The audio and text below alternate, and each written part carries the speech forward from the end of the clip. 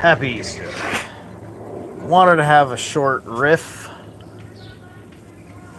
with you guys because the weather is pretty good. So yeah, I'm thinking to myself, I find it interesting how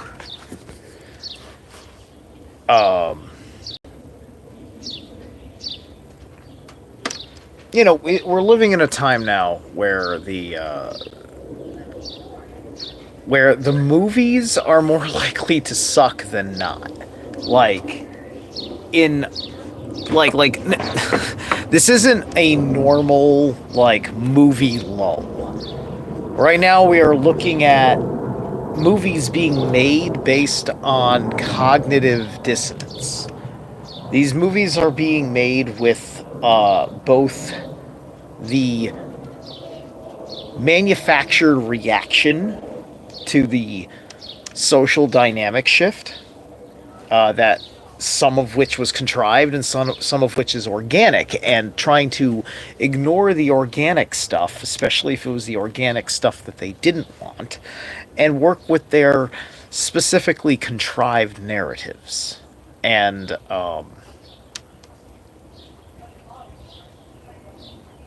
you see, it's very strange because how are these companies? How do these companies do it? There's a law where if you're a publicly owned company, that if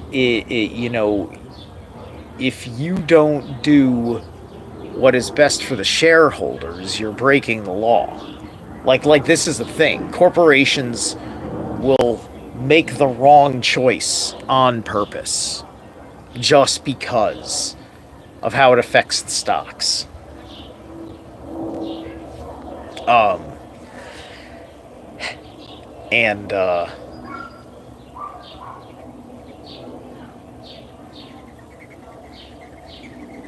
And so it's a very strange aspect of things, right? Is it that the shareholders can't blame them? Because maybe they're just not losing money? Maybe they're supposed to lose money. Where's the money coming and going? Who's getting in, who's getting out? This is interesting to me. Why? Hey, look, it's things matter in the world a whole lot, but also it's good to have the high arts. And business is ruining the integrity of the art for the sake of the production. But the thing is that people didn't realize that, right? Up until 2020, you had been watching this steady decay in story writing quality. And then as YouTube progressed and people whom only cared about the shadows on the wall,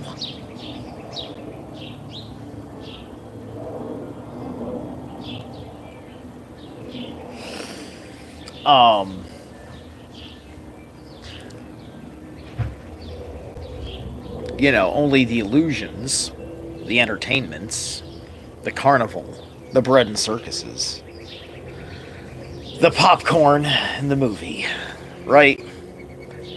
And, they want to make a name for themselves, earn money in the field of commentary, of being a critic and such, and making all sorts of content related to the passion of their hobby, of films, right? And things like that, and anything else, right? And so, you started to get all these guys in the fandom who were really, really funny at stuff. Cinema Sins is one of the top guys for that, as well as some other cool dudes that came up. I can't even remember their names now, because I haven't listened to them much at all. Right? All of them are saying the same fucking things, and none of them are interested in their voices being more influential. So therefore, their language doesn't really go much of anywhere. It's kind of like the way the right enjoys talking about the left. It's a little bit nauseating because you get to hear the sanctimonious, you know, conservative people talking about the disgusting habits that fuel the politics of their ideological American frenemies. It's retarded. It's fucking retarded. Um, right? And this is what happens when you don't graduate, right? Because this has become the new thing, right? These are the new hippie, right? Like the way hippies have been like the scapegoat of the prior fucking 40 years of the social political dynamic of this country. Now it's going to be the wokes. And that's the left's new scapegoat, the latest jackass produced by the Donkey Party.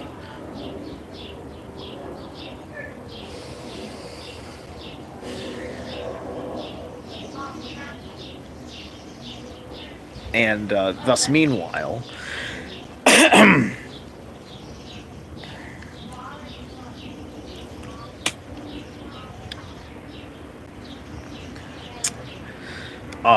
none of these guys want to talk about what's going on. I mean, they can even somewhat acknowledge it. Like, I don't think they fully realize that it's not just their ideologies. It's the trouble that these people are fucking in, that the ideologies are covering for. Right?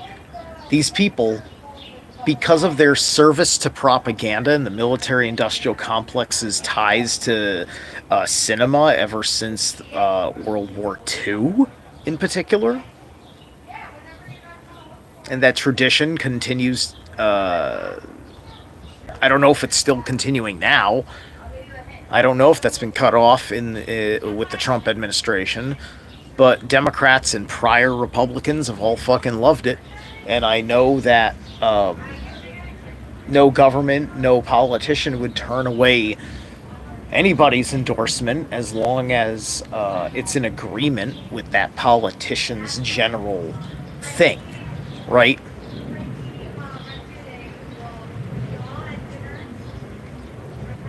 And so here's my point, is that they fired all their fucking writers, because a writer who doesn't care about what's going on is writing his fucking story, not trying to fucking come in from, that kind of place, from the young and outraged voice, per se.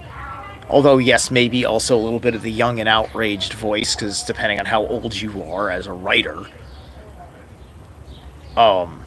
But typically, if you're a writer, your nervous system is not too prone to jumping to activism today in particular, right? On a whim, right? Oh my gosh, an emergency just happened and it's an outrage, and I agree it's an outrage, I must get up and act.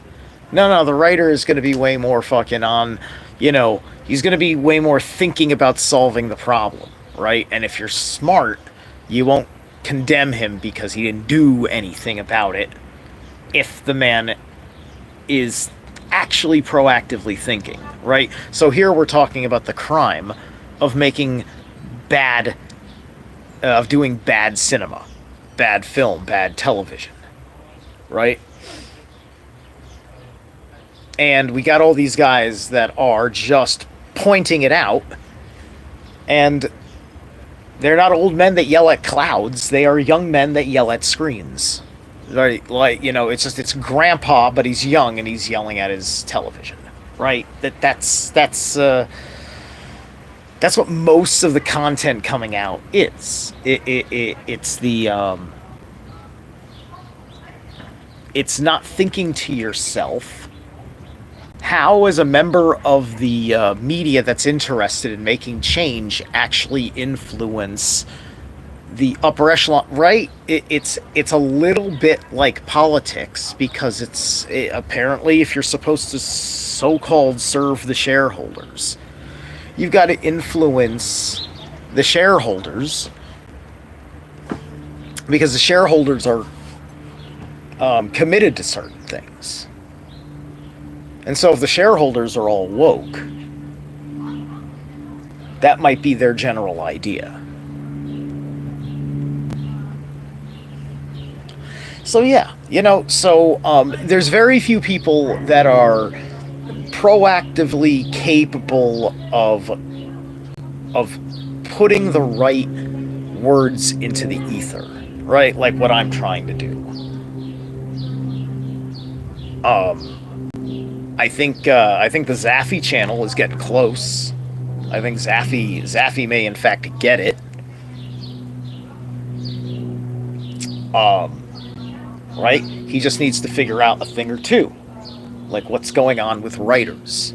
That's ultimately the reality of the writers. Is one of the most paramount, basic things to ask about this whole scenario.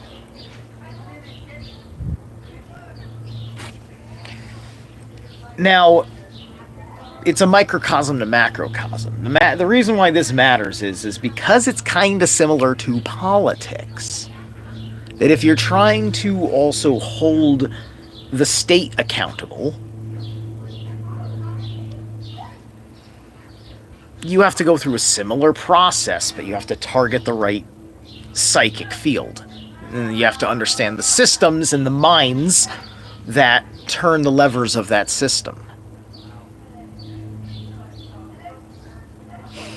So start small and build up, right? And it's not even going to be about convincing Paramount Pictures to do the film right. It's going to be ultimately about realizing, if you're sufficiently talented, if you start with a small project, you could more quickly build up as an independent project faster than you realize. If you can make the initial investment in the short project and you hit the right bases with it for it to go viral, and you have the integrity to build the right relationships with the right investors, the investors that are going to support your values and your ideas and so on and so forth, right? And a great deal of people have succeeded in saving other people's intellectual properties in the process of the next production for it, that are on these markets, like these major brands, like the Marvel characters. And they make the story that has similar filming styles and pacings and ideas as what you want to do to bring this concept that people are failing to produce to life. Right? And that has to be reflective of both the director's vision and the writer's vision. The producer has to be in agreement with all of that. And it takes a tight team.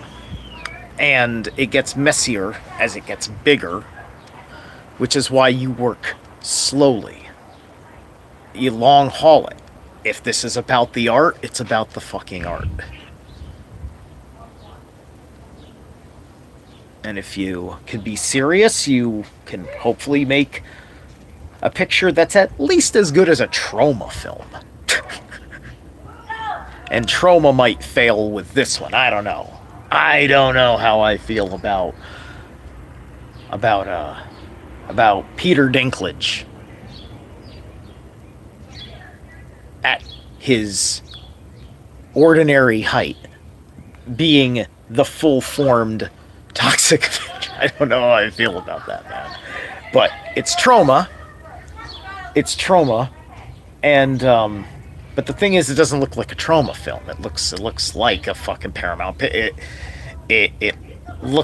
doesn't look like a trashy, like like 3 grades above home video, like Toxic Avenger 4 or whatever that last one was. The one I'm thinking of, the one that had Lemmy Kilmister in it, right? I think that was like the 4th or the 5th one.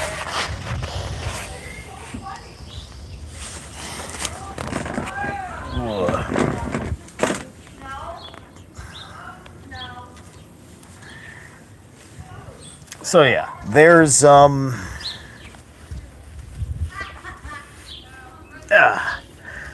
yeah, so there's gonna be nobody with a lot of constructive criticism. You know, like, people are really panning Daredevil, and it's hard to find somebody who is good and fair with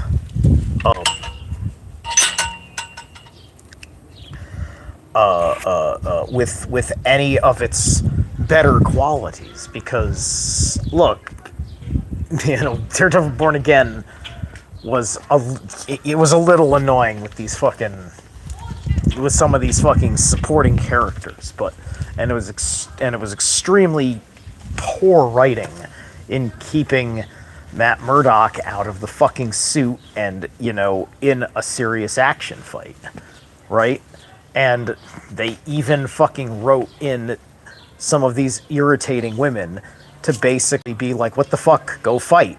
So they're still annoying, and they're being annoying about what we're arguing about telling the show to do with the main character. So it's very self-aware that it's robbing the audience. And it's you know, so yeah, like, I don't blame people for not liking it, right? They're gonna have a low threshold for it because they don't understand how this is all happening, because they can't cross these thresholds. They can't fucking realize that they don't want to do X, Y, and Z things, because that's not the future that they want to make. They're trying to dictate the future, instead of the other way around. And I would imagine that perhaps there's so much shadow money going into the illusions of Hollywood, you know, that are connected to, you know, top secret type of stuff, closed door, congressional meeting kind of fucking conversations that we're looking at. Something where Hollywood's losing money because it's entirely possible that the government's gonna stop paying Hollywood for all of this shadow shit, especially because the global dynamics are changing and the need to propagandize war in certain ways is changing, right? And all of that's changing because, yeah, the American people are changing.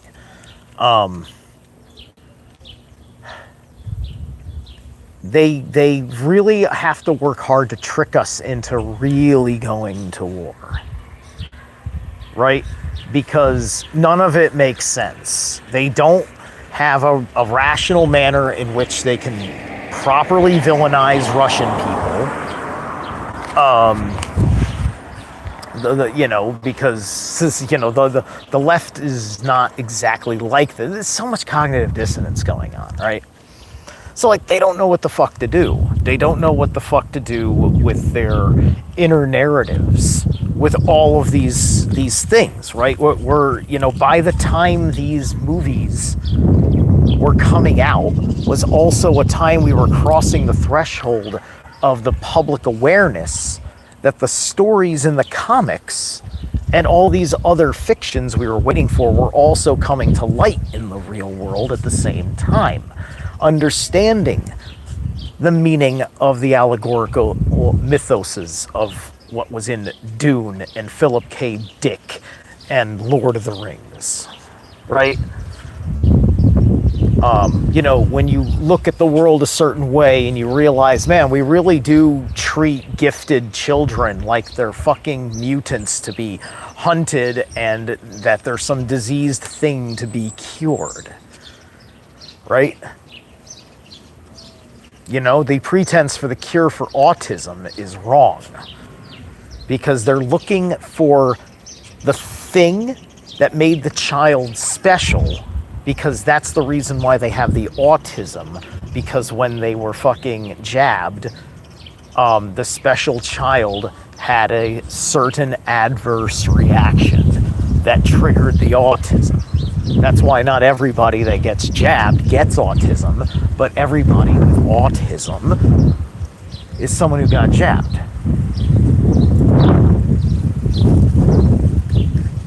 And if that special child was not jabbed, they probably would be a little bit like an autist, except without the social debilitations and the horrid sensitivities, sensory sensitivities. You see what I'm explaining here, right? It's got something to do with being a starseed and things like that, right? But even then again, it still depends on which jab you got, because we're also talking about pre-mRNA jabs, right? A different time, with a clearer vernacular, right? Because these jabs shouldn't even be called by the V word, because they're not an inoculant technology. They are a gene therapy technology.